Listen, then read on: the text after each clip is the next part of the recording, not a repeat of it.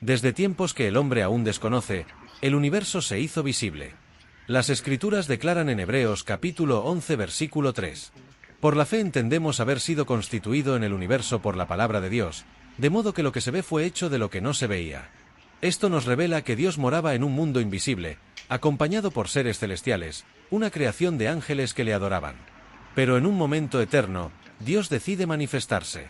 Y con su palabra poderosa creó los cielos y la tierra. Así lo declara Génesis capítulo 1, versículo 1.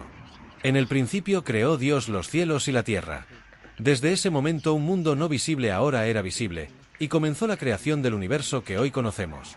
La palabra de Dios fue el instrumento creador, pues como dice Juan capítulo 1, versículo 3.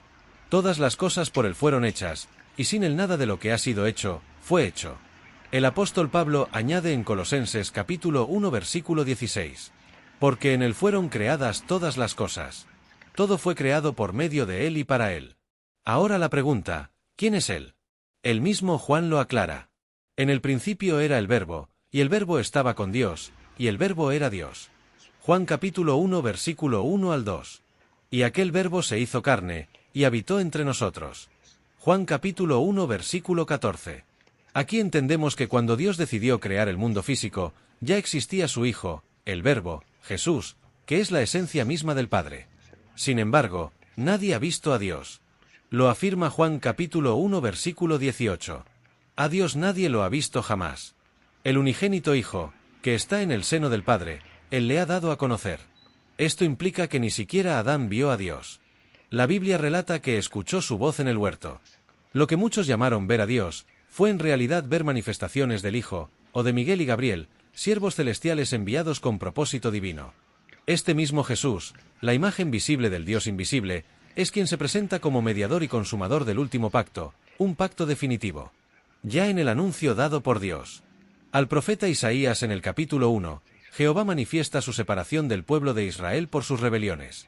En los versículos 10 al 15 del capítulo 1 Jehová denuncia el rechazo a cómo es implementada la ley y la justicia. Y esta misma reprensión la vemos en Oseas capítulo 4 versículo 6.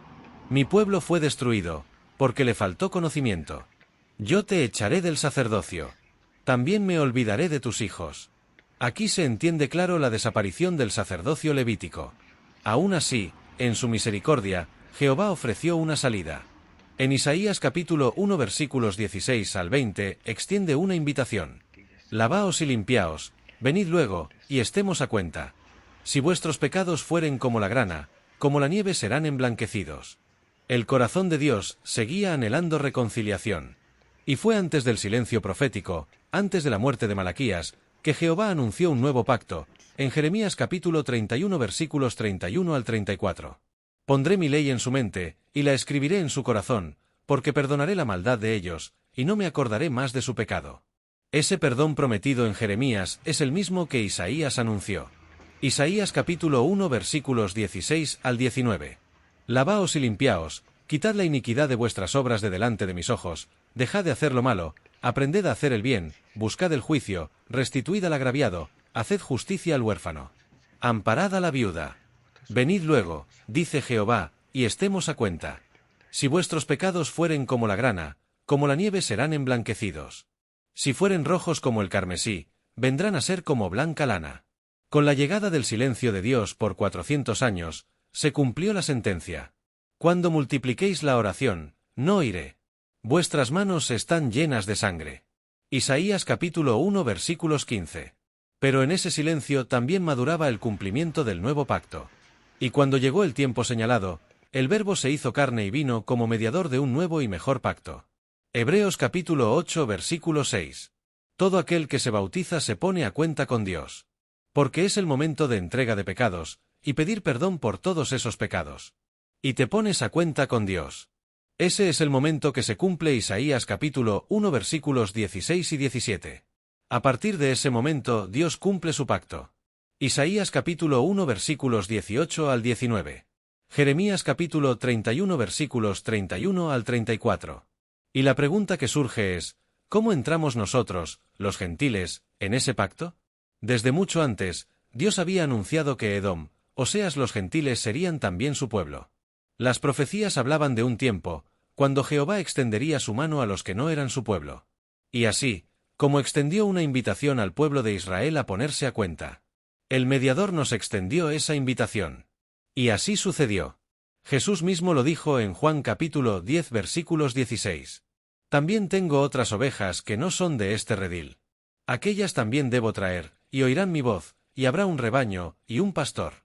En Jesucristo nuestro Señor, se cumplieron las profecías. Esa invitación sigue vigente. Todo aquel que escucha su voz. El Espíritu Santo lo instruye a ponerse a cuenta, y entra en el pacto. Ya no por la ley de Moisés, porque esa ley fue abolida en la cruz, sino por gracia. Ya no escrita en piedra, sino grabada por el Espíritu Santo en el corazón. Porque como dice el apóstol Pablo, este pacto no es como el antiguo.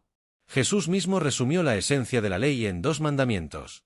Amarás al Señor tu Dios con todo tu corazón. Y a tu prójimo como a ti mismo. Mateo capítulo 22 versículos 37 al 39. Así, ya no hay ley de ritos, sino ley de amor. El sábado ya no es un día. Ahora el verdadero reposo es Jesús. Y el pueblo de Dios no se define por pueblo, raza, ni por herencia, sino por fe y obediencia al nuevo pacto. Porque como el mundo fue creado para su Hijo, era necesario que ese Hijo, como Redentor, viniera en carne a entregar su vida, derramando su sangre en la cruz, como cumplimiento del pacto eterno. Un nuevo pacto.